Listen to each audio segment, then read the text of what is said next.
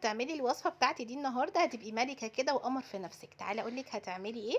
هتجيبي معلقة شاي ونُص كوباية من مَيّة الورد وكمان عصرة نُص ليمونة. أنا عايزاكِ تنقعي اللسيون ده أو السيروم ده ليلة كاملة، بجد هتدعوا لي لمّا تجربوها.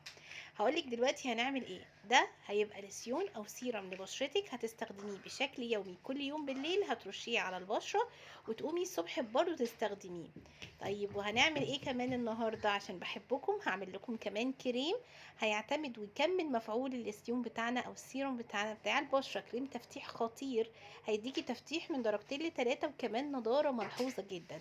معلقه من جل الصبار، حليب بودر، وكمان معلقه نشا، وكمان معلقه من الحنه البيضه، ودي جيبيها من عند العطار، بس يكون عطار عارفاه ومضمون وتتعاملي معاه علشان بتبقى مغشوشه كتير. جيبي السيد منها، ما تجيبيش اللي بيكون معلب.